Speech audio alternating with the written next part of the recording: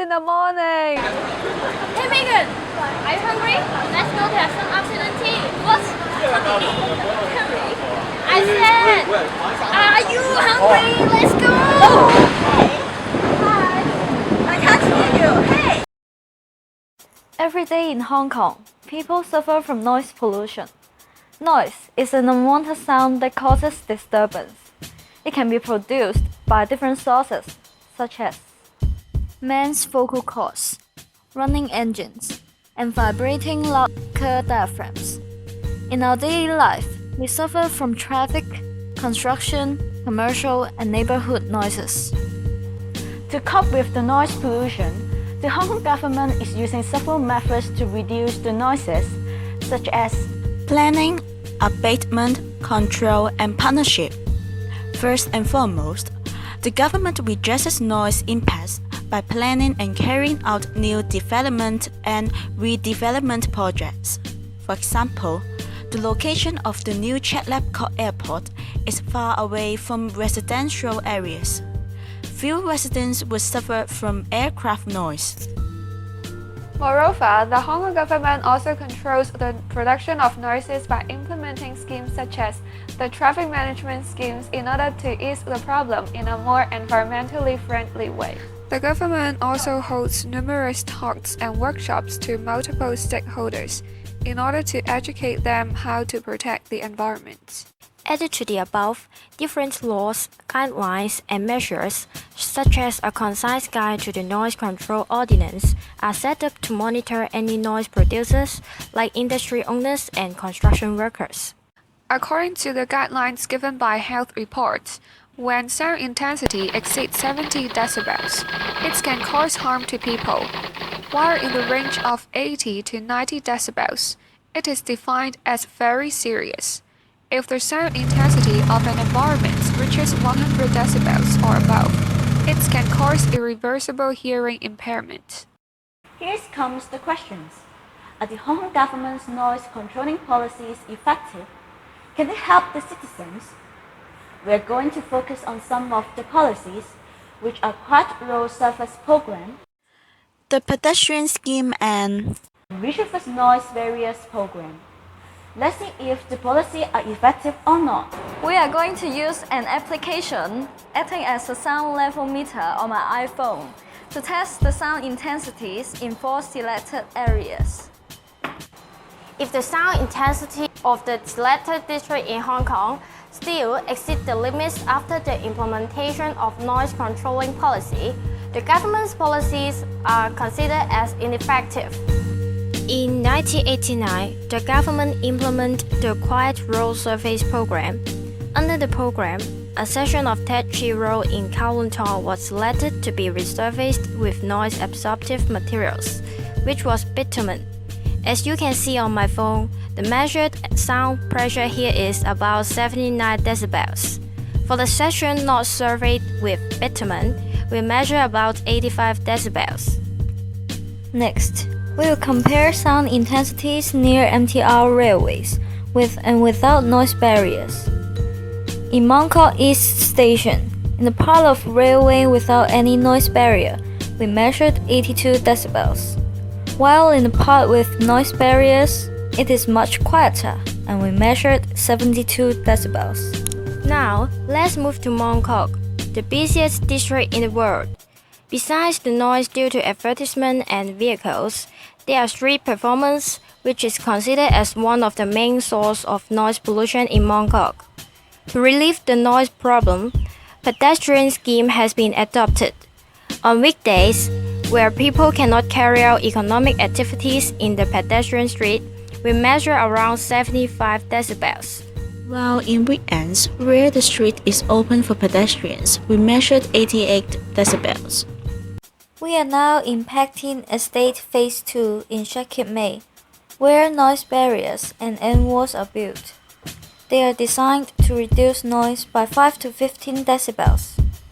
We compared the sound intensity just near the road with that behind the barriers. The former one is around 82 decibels, while the latter is around 69 decibels. Do you feel noisy here when car pass by? No, it is acceptable. Government have implemented a quiet road surface program. Do you think it's effective to reduce the noises here? It is effective, yes. How do you feel when car pass by? It is too noisy. Do you feel noisy here when car pass by? No. Do you feel noisy here when train pass by? No. Do you feel noisy here when cars pass by? Yes, of course. Do you feel noisy here when car pass by? Yes, I think so. Do you feel noisy? No, it's not noisy. The government have implemented the retrofit noise barrier program here. Do you feel it's effectively reduced noises here? Definitely, because without the noise barrier, it would be a lot more noisy. Do you feel noisy here? And not very. Government have implemented retrofit noise barrier program. Do you think it's effective or not? Yes. After their interview, generally speaking, most citizens think that the environment they are staying at is noisy without the implementation of the noise-reducing policies. Most interviewees think the government's implementation of noise controlling policies are effective, since they can feel the improvement after the government has started the policies. Noise pollution in Hong Kong is very serious, and the government has done a quite satisfactory job. Here are the results of the experiments. From the charts, we compare the sound intensity of 4 places before and after the implementation of the noise reduction policies.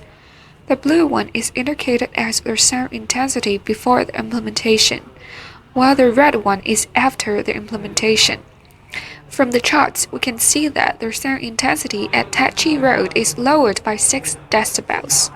The one in Mong Kok East Station is lowered by 10 decibels, while the one in Sai Yan Chai Street is decreased by 13 decibels. The sound intensity in Pak Tin Estates is also cut down by 13 decibels. To conclude, the sound intensities of all places in the experiments are reduced after the implementation of the policies. It is believed that other places in Hong Kong, with the help of these policies, can also have the similar results. We believe that the Hong Kong government has eased the noise pollution problem to a certain extent, because the sound intensities in areas with implementation of noise-reducing policies were lowered by at least 6 decibels. However, the sound intensities in some districts in Hong Kong are still very high when we compare them with World Health Organization standards. It is a fact that our health will be impaired if we expose to noisy environments for a long period of time. Although the government has done a quite satisfactory job, it still has room for improvement in order to achieve standards set by the World Health Organization. Therefore, we consider the Hong Kong government's noise controlling policies as ineffective, and the following are the health impacts under the noisy environment. We are going to begin with the least serious case. Noise will make people feel stressed. With neighborhood noise, people can't sleep well and it will adversely affect people's quality of life. For instance, they always feel tired during the daytime, suffer from depression and psychological disorders, or etc. Productivities of people during work or study also decrease as they cannot concentrate in noisy environments. The next one will be hearing loss, especially for people who always stay in noisy environments. For example, construction workers, noise will reduce ears' ability to hear relatively high frequencies and cause hearing impairment, which cannot be cured by today's technology. Noise pollution can affect other parts of our body too. For example, people may get alimentary or cardiac disease. For females, in more serious cases, noise pollution can cause preterm birth, infertility, and abortion. It should also be noted that children are vulnerable to high sound levels. Their motor activities and cardiac rate changes can be affected. For the later development of children, they may also develop speech or reading difficulties as auditory processing functions are compromised. High noise levels have also been known to damage the physical health of young children. In our opinion, the Hong Kong government addresses noise pollution ineffectively as the sound intensity of the location with the implementation of the noise-reducing measures are lowered but yet higher than the standards set by the World Health Organization. Solving the noise pollution is a long struggle. As a citizen, we should try our best to do something and change the situation.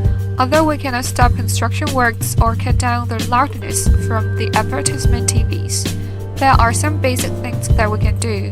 For example, we should try to reduce the number of vehicles in the streets by using more public transport than driving our own cars.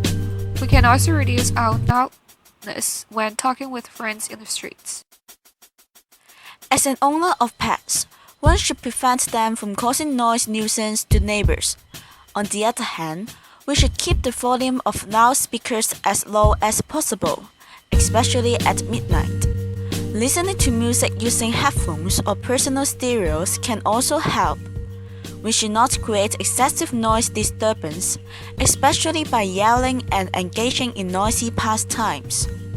All these are just easy actions, but if all of us can accomplish them, noise pollution can be alleviated and our ears can be protected.